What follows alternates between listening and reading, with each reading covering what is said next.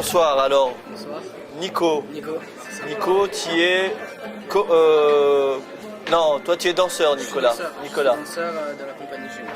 de la compagnie Junior. Et Didou, qui est... Donc, j'en suis le coordinateur et Anne-Marie Porras en est la directrice. Et on appelle ça chorégraphe. Voilà, aussi. C'est ça. J'ai chorégraphié une pièce qu'ils ont dansée ce soir et hier soir. Alors, vous pouvez nous parler un petit peu de cette compagnie Ballet Junior? Alors, la compagnie Ballet Junior est née cette année. On a auditionné quelques danseurs, Anne-Marie et l'équipe d'MC Danse, sous certains critères, sous forme de tout style de danse, contemporain, jazz. On aime bien les danseurs pluridisciplinaires. Et donc il y a eu une audition, 2 auditions au cours d'année. On a sélectionné 9 personnes. Et là, ils sont 7 garçons et 2 filles. D'accord. Et vous partez sur une création? Comment Alors, il y ça se passe? a beaucoup d'intervenants qui interviennent dans l'année. Il y a Claude Machon, il y a Sylvie pour le Carré Bagoué. Moi, j'ai chorégraphié une pièce aussi qu'ils ont dansé ce soir. Il y a beaucoup d'intervenants. Il y a Anne-Marie Porras, bien sûr, aussi, qui crée aussi la compagnie Ballet Junior. Et voilà.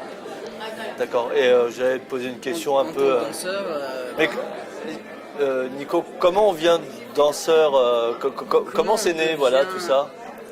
Comment on devient danseur? Je sais pas si on devient danseur, on l'est peut-être de naissance, je sais pas. Mais bon, il s'avérait que j'ai passé une audition et que j'ai été pris dans le Ballet Junior. Après, je pourrais pas dire on devient danseur parce que il y a plein de facteurs qui rentrent en compte. Donc voilà, on l'est ou on l'est pas, je sais pas. Mais c'est pas venu d'une chorégraphie que tu as vue? Non, il n'y a pas de la famille qui est dedans? C'est plus dans le cœur et là-dedans. Et à quel moment c'est né ça? Moi, c'est né très petit. Je danse depuis que j'ai l'âge de 4 ans, depuis que je suis tout petit. Donc c'est vrai que j'ai grandi là-dedans. Mais j'ai vraiment connu la danse depuis l'année dernière, quand j'ai commencé la création de Didou qui s'appelle End, et où on était un peu ensemble. C'est une petite compagnie, quoi. Et là, vraiment, t'as envie de donner aux spectateurs. Et ça monte, ça monte, ça monte. On est là aujourd'hui. Et Didou, en tant que chorégraphe, comment tu drives ces jeunes? Comment ça se passe en fait? C'est pas facile. C'est pas facile. C'est pas facile. Explique-nous alors, c'est quoi les difficultés? C'est pas facile. Disons que de par mon expérience, je sais beaucoup de choses que je voudrais leur transmettre tout de suite. Mais il faut que je sache aussi qu'ils sont jeunes, qu'ils font des erreurs et que les erreurs sont formatrices aussi. Le principe d'une compagnie, c'est pas seulement danser sur un plateau, mais c'est avant un spectacle, pendant un spectacle, après le spectacle.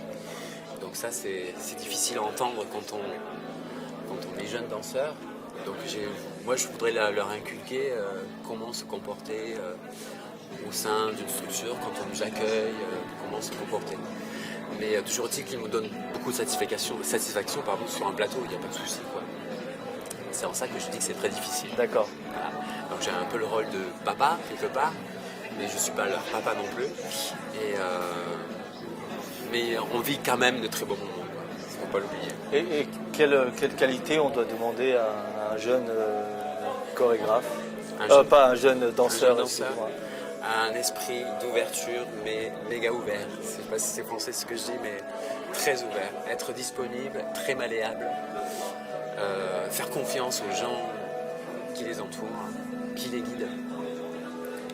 Et si à partir de ce festin-là, ils se laissent guider, il n'y a aucun problème.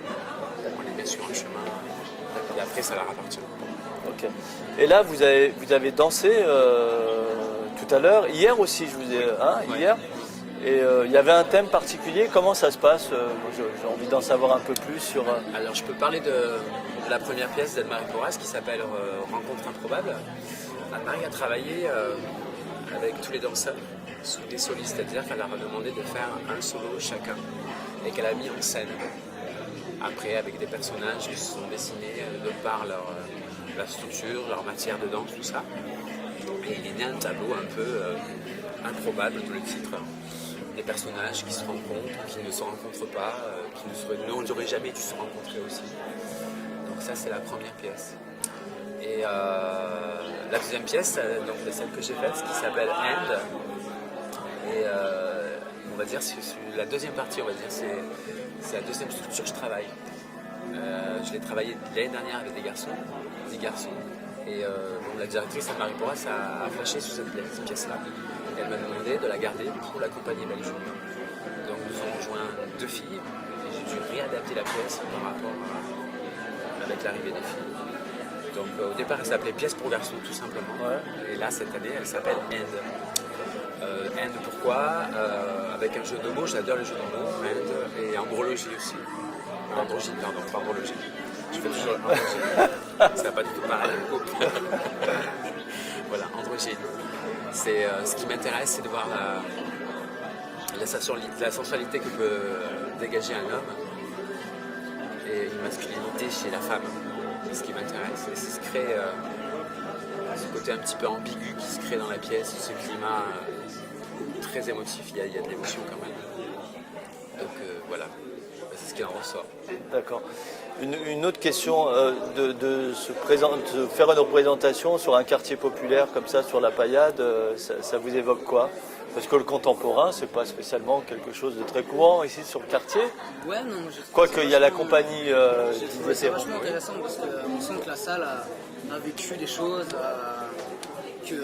voilà, qu'on est peut-être les premiers à danser de la danse contemporaine là-dedans, mais il y a quelque chose il y a un partage vraiment différent par rapport aux autres salles qu'on a pu faire avant, aux autres spectacles. Moi, c'était vraiment 2 bons spectacles que j'ai aimé faire et avec plaisir je les referai. C'est très bonne ambiance, ils sont très bien accueillis, c'était génial. Une dernière question à Didou, je voulais savoir un petit peu, aujourd'hui d'être danseur, on en vit, c'est un loisir, c'en est où la danse aujourd'hui de façon générale?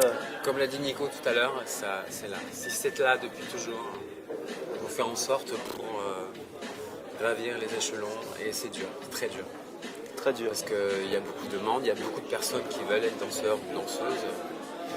Et après, il suffit de la passion, le plaisir, ne jamais oublier le plaisir. Et alors c'est clair qu'il y en a qui essayent, c'est bien qu'ils n'y arrivent pas, et puis il y a d'autres qui y arrivent. Parce que aussi, on rencontre des bonnes personnes sur le bon chemin. C'est une question d'opportunité aussi, quelque part. Enfin, moi, j'ai eu ma vie de danseur, maintenant chorégraphe, comme ça tout le temps. D'accord. Je me suis toujours laissé guider par ce qui me semblait bon. Nicolas, pour terminer, tes espérances en fait? Je sais pas. Là où la vie me mène, j'ai envie de dire. Bon. On verra bien. On verra bien. Ben, c'est une bonne fin pour se quitter. Merci à tous les deux et à bientôt. À bientôt. Prochaine Avec fois. plaisir.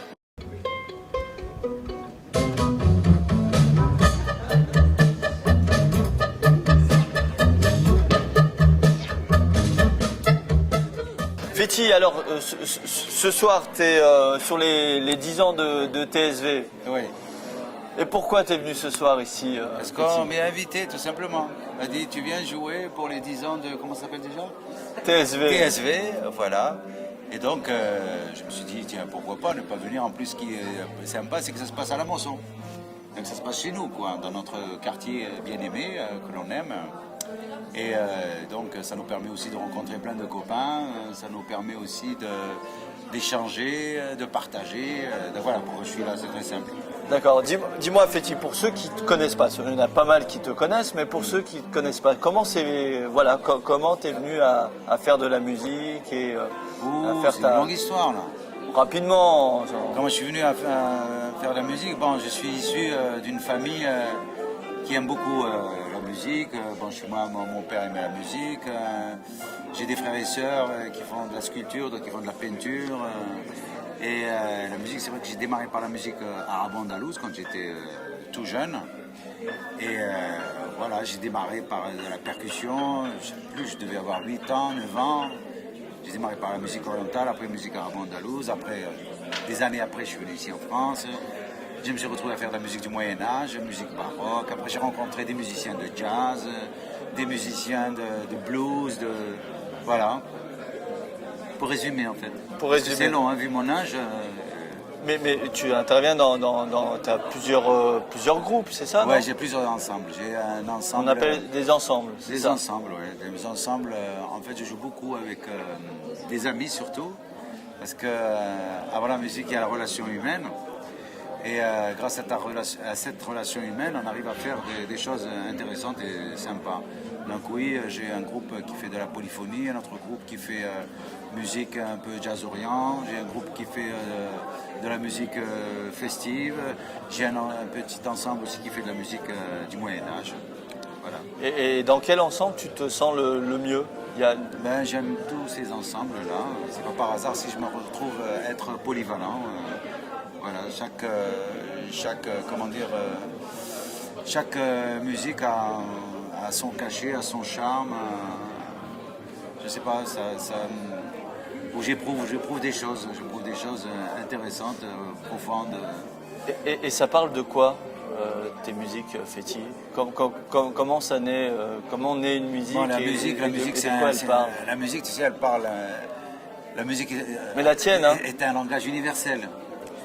Et la musique, bon, il y a les paroles et la musique qui vont ensemble. Et bon, c'est vrai que mes paroles en général, ça parle d'amour. Il y a des moments aussi de révolte. Ça parle aussi du racisme. Ça parle en fait des problèmes que l'on encourt, les problèmes de tous les jours de la vie. Je me dis que il est beaucoup plus simple d'aimer que d'haïr, il est beaucoup plus simple de se rapprocher, essayer d'enlever cette peur de l'autre en essayant de nous intéresser à l'autre, quelle que soit sa couleur, quelles que soient ses origines, quelle que soit sa religion. Et donc pour moi c'est un moyen de communication en fait, la musique. D'accord. Alors je disais, j'allais dire, tu as plusieurs casquettes, non? Tu as plusieurs chapeaux. Plusieurs chapeaux plutôt. Fétis, parce que tu es aussi l'un des fondateurs de Musique sans frontières et du centre culturel. Tu peux nous dire un petit mot aussi dessus? Ouais, ben, l'association va avoir bientôt une trentaine d'années, Musique sans frontières. Donc cette structure, maintenant, si tu veux, elle y était à un moment donné vers les années 79-80, nous étions à la Mosson, nous étions rue de l'Agatoire, où nous avions beaucoup travaillé dans la sensibilisation, l'intégration avec les jeunes des quartiers défavorisés et particulièrement les jeunes de la Mosson. Et avec le temps, on a pu travailler dans l'humanitaire avec UNICEF, avec Médecins sans frontières, dans le cadre d'échanges internationaux. Donc on a la chance de beaucoup voyager, de rencontrer des gens d'autres cultures. Et la Mosson, il y a une richesse justement dans ce quartier, d'où l'ouverture de ce centre culturel. Il y a des gens aussi divers. Il y a comment dire, ça reste. Il y a une ouverture. Il y a une ouverture très intéressante au niveau de la culture, au niveau des traditions, des comportements. Voilà. En parlant de culture, de mettre en place une initiative comme ça de TSV sur les 10 ans notamment, qui est un prétexte aussi, je crois, de favoriser l'accès à la culture aux gens du quartier. Aujourd'hui, où ça en est tout ça là? Toi qui a pas mal bourlingué et qui voit aujourd'hui le quartier. En fait, la culture reste un superbe outil, comme je disais tout à l'heure, de rapprochement entre les populations, d'où qu'elles viennent. Et il est vrai que nous avons cette chance, cette facilité de pouvoir communiquer par la musique, par le théâtre, par la danse, avec ces communautés diverses. Bon, c'est vrai que ce centre, le but du centre, c'est qu'il soit ouvert à tous et à toutes. Pas particulièrement, on ne veut pas aussi vivre dans le communautarisme et dans la ghettoisation. L'intérêt, c'est qu'on puisse aussi recevoir des gens de l'extérieur. Comme là, nous avons dans ce centre un lieu d'hébergement, un studio d'enregistrement, salle de rencontre, des classes, donc il y a un travail de médiation, d'éducation artistique, d'alphabétisation aussi, sans prétention. Hein. Il y a des gens, des associations qui le font un peu mieux que nous, ils sont mieux structurés que nous. Mais nous, si tu veux, c'est plus un travail de sensibilisation et d'initiation. Voilà. On essaie de les orienter vers d'autres structures, comme les vôtres par exemple, comme des associations telles que l'association des filles qui fait ce travail de soutien et d'alphabétisation, notre travail, par exemple tout ce qui concerne les jeunes, le rap, hip-hop, tout ça, je sais que c'est l'association Unisson qui fait ça, donc on essaie de les orienter vers cette association On n'a pas la prétention de dire ouais, on est là, on arrive, baguette magique, nous on sait tout faire. Non, non, au contraire, on essaye d'amener un petit caillou à cette pierre, à cet édifice, quoi. Et il y a notamment aussi des projets, bon, on va peut-être pas en parler ce soir, mais il y a des projets futurs avec l'Algérie, j'ai cru comprendre. Oui, ça c'est dans le cadre de la coopération décentralisée avec le Conseil général et les relations internationales du Conseil général. Il y a déjà un travail qui a été fait avec la Tunisie, avec le Maroc, avec le Chili. Et là, très prochainement, ça va se faire avec, d'ailleurs là on va aller en voyage avec André Vézinet, président du Conseil général, et toute une délégation par lundi, pour justement concrétiser ce partenariat avec l'Assemblée populaire, la Wilaya d'Oran, qui est un peu l'équivalent du Conseil général de l'Hérault. D'accord, de sacrés projets en cours. Et on compte sur vous justement. Et parmi les partenaires, on a mis Kaina, donc j'espère que on sera présent. Je te montrerai le projet, vous y êtes. Donc on compte sur vous. Ouais, non, on sera présent. C'est pas pour m'interviewer. Ah non, pas là, pour c'est exceptionnel. Non, mais par contre, on va revenir sur ce que le concert de ce soir. Un petit mot dessus. Il y a une particularité sur ce concert. La particularité, c'est que cet ensemble réunit des gens, justement, je me répète, des gens qui viennent de diverses horizons. Par exemple, le batteur est d'origine sénégalaise, le bassiste d'origine camerounaise, le percussionniste est d'origine brésilienne. Nous avons un clavier qui est espagnol, nous avons un percussionniste qui est d'origine marocaine. Moi, j'ai des origines algériennes. Voilà, en fait, on ne choisit pas nos origines. Mais bon, donc voilà, c'est ça la particularité de... Okay. En tout cas, il y a du monde qui t'attend, Féti. Hein, ouais. Je crois que c'est complet. Avant ouais, il y a du monde. Hein, vraiment, il y a du monde et on voit. Il faut qu'on soit à la hauteur. Hein. Bon, là, on ne va pas les décevoir. Là, j'espère que. Mais bon, j'en doute pas, ça sera nickel. Merci, Féti. Allez, merci. Et à bientôt sur Kaina TV. Merci beaucoup. Allez, ciao. Merci, Féti.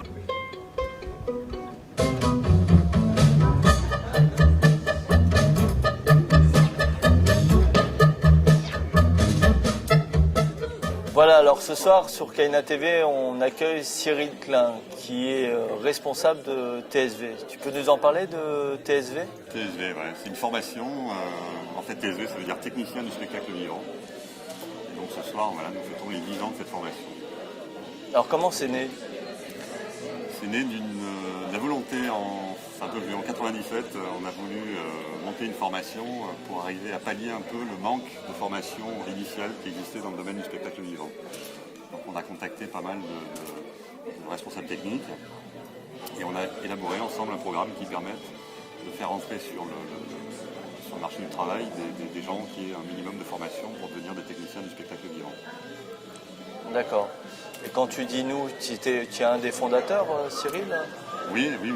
En fait, l'histoire est un peu longue, mais j'ai été recruté à la base pour faire une formation. Moi, à la base, je suis régisseur lumière. Et à l'époque, j'intervenais en formation sur des cours de lumière. Et en fait, c'est en découvrant qu'en faisant des cours de lumière, on s'est rendu compte qu'il manquait des formations en son, des formations en machinerie, etc. Et donc, à l'époque, on était chapeauté par Réseau Enseigne Languedoc-Roussillon, enfin ce qui s'appelle aujourd'hui Réseau Enseigne Languedoc-Roussillon. Et on a proposé de monter ensemble une formation, ils nous ont donné le feu vert et on a conçu avec l'ensemble de l'équipe pédagogique qui est encore là aujourd'hui, un projet qui est devenu TSV. D'accord. Et ça fait déjà 10 ans, 10 piges. C'est 10 piges, voilà, donc ça se fête. Hein. Ça se fête. Et aujourd'hui, tu peux nous raconter un petit peu ce qui se passe sur ces 2 jours-là, en fait ? Oui, alors ce qu'on a voulu sur ces 10 ans, c'était essayer de réunir beaucoup de gens qui avaient participé à la formation. Alors c'est à la fois tous les formateurs qui sont présents depuis le début. Ça a été la volonté de réunir un maximum de stagiaires, d'anciens stagiaires. Et il y en a beaucoup qui ont répondu présent, ça c'est vraiment super. Ça nous fait chaud au cœur de voir que même des gens des toutes premières sessions de 2000 sont là aujourd'hui pour filer la main au public. On a beaucoup de partenariats, c'est une formation qui existe en grande partie parce qu'on a été très appuyé, aidé par de nombreux partenaires qui sont à la fois des partenaires techniques, des prestataires par exemple, qui nous prêtent du matériel ou qui nous font des conditions vraiment exceptionnelles. C'est des partenaires institutionnels, c'est des lieux qui nous accueillent. Donc tous ces gens-là ont répondu présent, et ça c'est vraiment super. Et puis depuis le début en fait, on a voulu dans cette formation mettre vraiment nos stagiaires dans des conditions réelles. Donc ça veut dire qu'on les fait travailler très régulièrement avec des partenaires qui sont des partenaires artistiques. Et beaucoup d'artistes ont répondu présent. Et ensemble, on a constitué une programmation énorme. Ah ouais, je vois ça, ouais, c'est énorme. C'est énorme. Et donc plein de gens avec lesquels on a bossé depuis, pour certains depuis très longtemps, pour d'autres depuis très peu. On a réuni beaucoup d'artistes qui ont répondu présent et qui nous ont permis de monter une programmation sympathique et éclectique, parce qu'il y a vraiment plein de styles. Ouais, on a vu hier, il y avait du Bollywood, il y avait du rock, jazz, de la danse contemporaine, et ce soir. Alors ce soir, en fait, on a démarré avec un spectacle de clown, une compagnie. Alors on essaie de travailler beaucoup avec des gens qui sont soit en formation, soit des gens qui sont amateurs ou en phase de professionnalisation. Donc ce soir, on a présenté un spectacle de la Compagnie Dorée, un spectacle de clown. Ensuite, on a présenté un spectacle de l'école de danse qui s'appelle Epsedance, qui historiquement est l'un des premiers partenaires artistiques.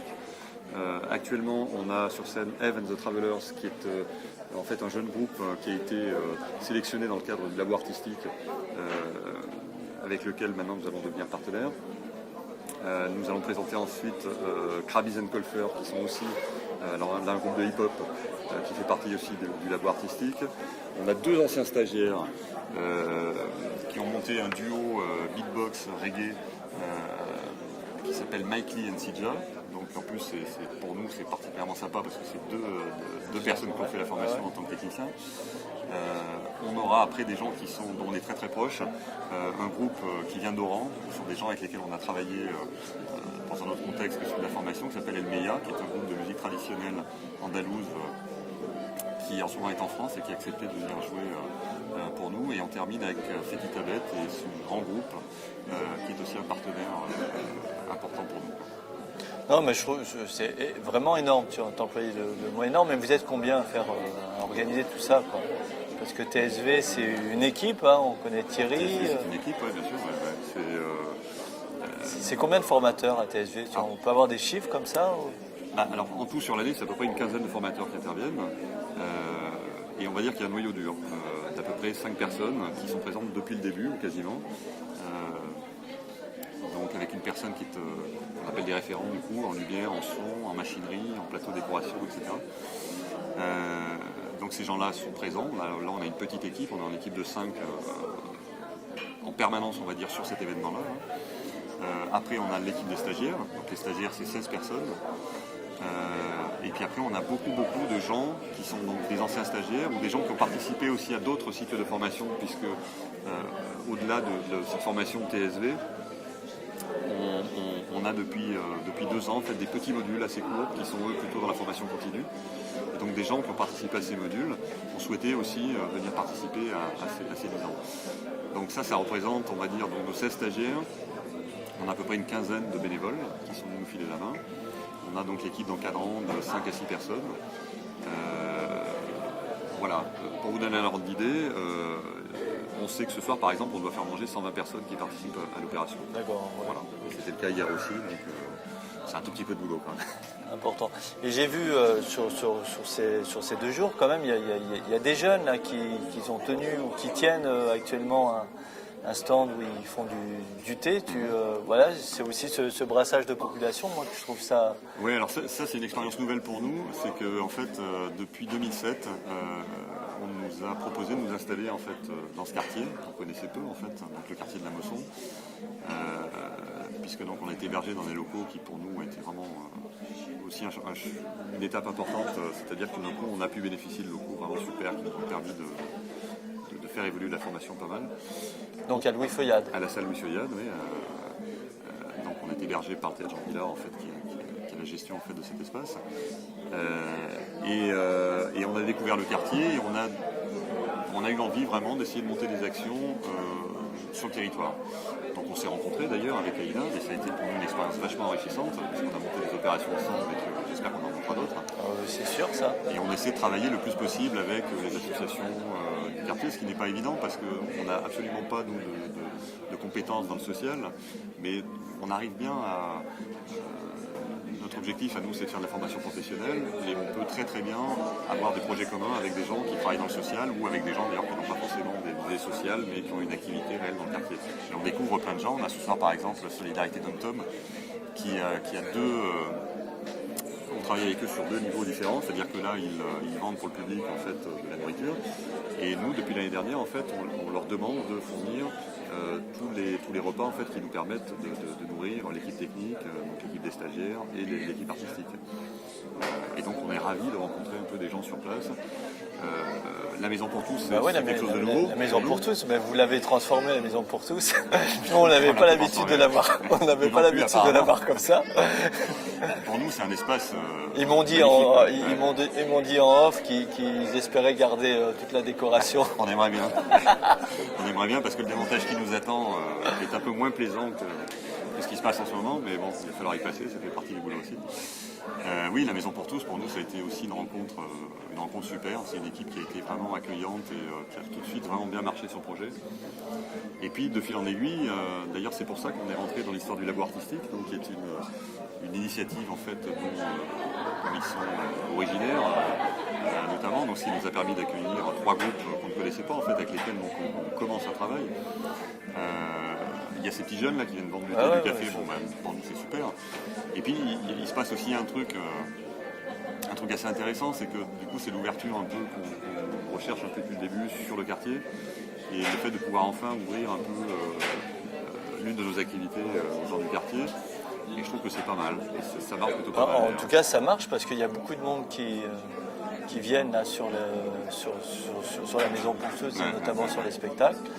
En tout cas, bravo Cyril, et bravo à l'équipe. Bravo à l'équipe, quoi. Ah, bravo à tout le monde, parce que c'est une belle réussite et ça fait beaucoup de bien au quartier. Ouais, super. Merci ça Cyril. Fait beaucoup bien à nous aussi.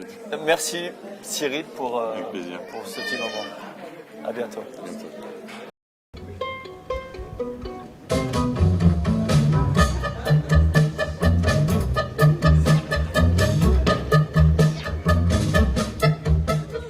Bonsoir.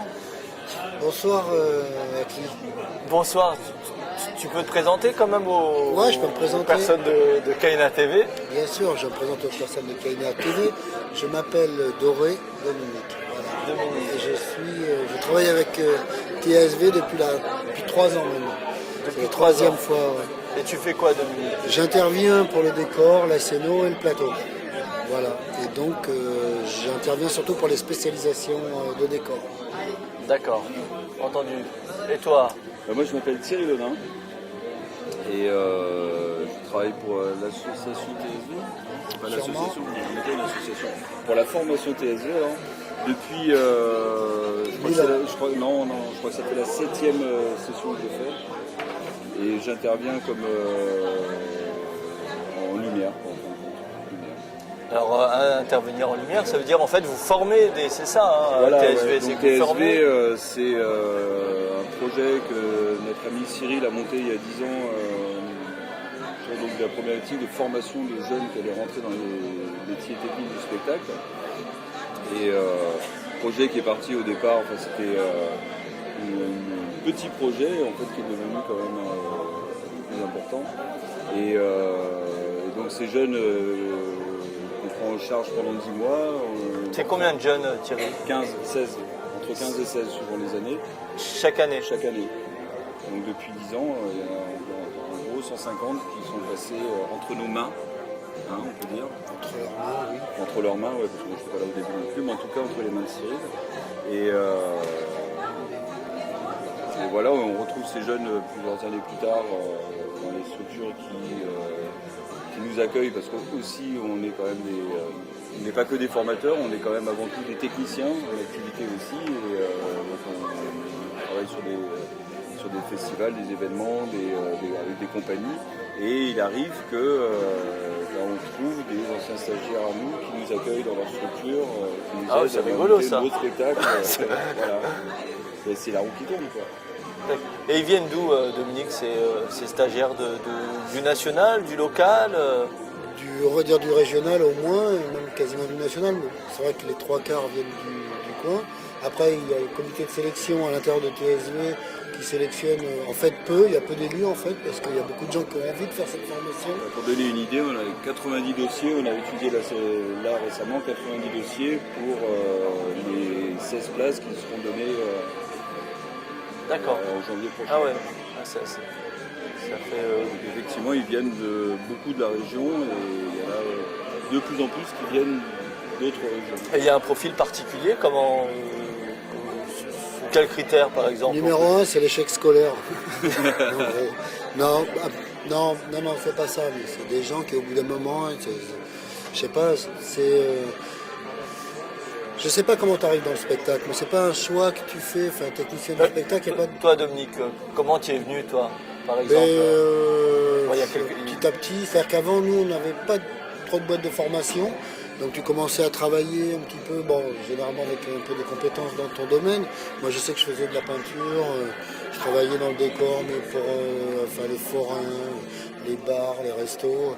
Et puis petit à petit j'ai commencé à travailler dans le spectacle, à beaucoup rencontrer des gens, à travailler de plus en plus dedans.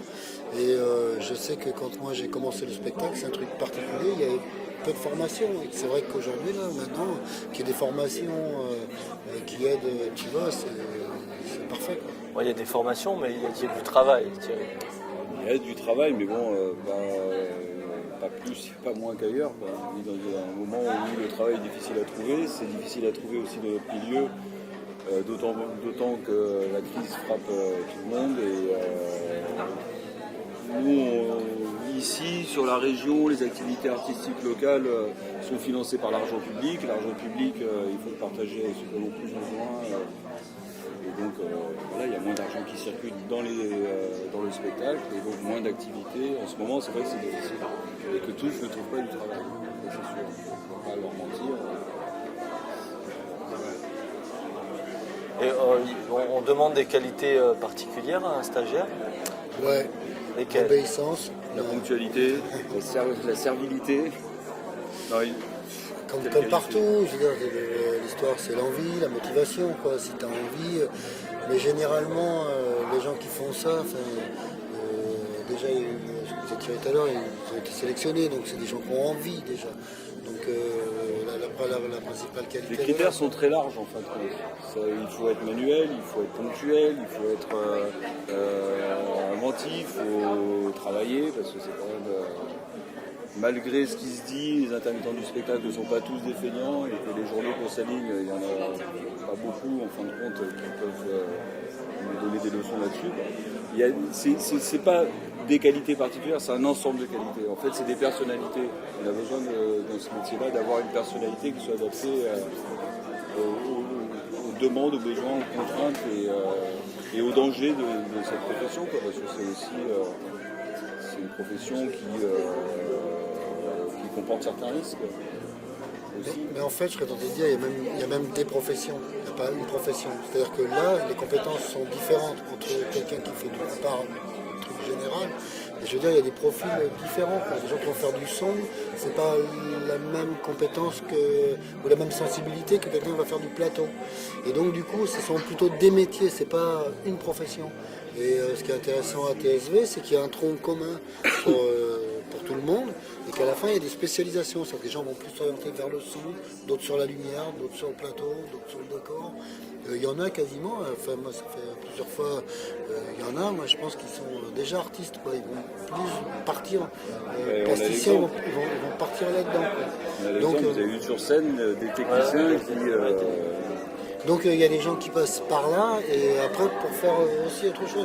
Donc il n'y a pas un profil d'une personne. Déjà les métiers, on va dire que c'est des métiers différents. Si on revient sur la formation TSV, c'est énormément de pratique. Hein, Au maximum. Mais on ne peut pas non plus éluder la théorie, quoi. Je crois que ce qui est important, c'est de trouver le juste équilibre entre les deux. Mais c'est vrai que nous, on est des gens de terrain, donc la pratique pour nous, c'est la finalité. Il y a une dominante quand même, Thierry, non? Bien sûr. Mais la pratique, ça a un sens si on sait ce qu'on fait, quoi. Si c'est pour reproduire un schéma, c'est pour dire voilà, ça se met comme ça, et qu'on ne sait pas pourquoi ça se met comme ça plutôt que comme ça veut rien dire. Donc ce qui est important, c'est d'accompagner la pratique par un support théorique. Et c'est ce qui, je pense, contribue à la réussite du projet, quoi, en tout cas. Mais c'est vrai que la pratique, on essaie d'en faire un maximum. Parce que d'abord, comme disait Dominique, il y a peut-être un petit problème avec le rapport scolaire que ça peut avoir par le de stagiaires, des fois. Donc, c'est des mots qui sont venus là pour toucher du projecteur, pour faire de la patine, pour faire des choses avec leurs mains aussi. Mais le bagage théorique, il n'est pas à négliger, quoi.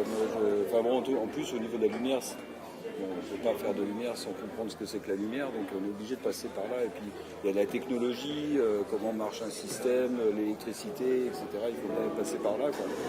Mais la théorie, ça a un sens si on peut l'appliquer tout de suite en pratique. Et au centre, on a la chance justement de pouvoir passer de la salle de cours à la salle de mise en pratique. On a un étage à descendre et tout de suite on illustre par la pratique ce qu'on vient de développer en théorie. En tout cas, pour les 10 piges de TSV, on a un éventail de ce qu'ils ont pu apprendre pendant la formation. Non, un large éventail, non, je trouve que tout ce qu'ils ont monté là, c'était énorme, quoi. Ah, c'est énorme. Ouais, c'est énorme. Je crois que l'ensemble des gens qui sont passés là sur les 2 jours, ils trouvent ça fabuleux, quoi. En tout cas, félicitations à toute l'équipe des formateurs, aux stagiaires et puis aux gens qui nous ont fait confiance aussi, qui nous ont accompagnés dans ce projet, parce qu'on n'est pas tout seul on n'arriverait à rien. Si ça a pu se développer, c'est parce que aussi tout autour de nous, toutes les structures, le centre chorégraphique, le CDN, l'opéra, le Domendo, les prestataires qui nous ont appuyés dans cette démarche-là et qui nous aident. Parce que si on n'avait pas leur aide, on n'aurait pas tous ces moyens, parce que tout ça c'est à eux, nous on n'a rien. Donc c'est voilà, ce qui est intéressant, en tout cas ce qui moi me touche dans ce projet-là, c'est que c'est un projet qui concerne tout un milieu. Comme disait Dominique, c'est plusieurs métiers, et c'est plusieurs métiers qui convergent vers un objectif, c'est d'améliorer ce métier-là et d'améliorer les conditions de travail, d'améliorer les résultats qu'on peut obtenir et d'aider ces jeunes à prendre notre place. avant de prendre votre place, il reste quand même aussi pas mal de travail à faire toute la nuit, non? Une partie de la nuit pour démonter tout ça? On ne va pas se coucher trop tard parce que demain on va se lever tôt. Donc, parce qu'il y a une partie de la nuit, toute la journée de demain, et après-demain on rend le matériel partout. Donc on a là, pour nous, là c'est 2 jours pleins plus un bout de nuit pour démonter tout ça et le rendre. En tout cas, félicitations. Merci. À vous. Merci bien. À très bientôt. Merci.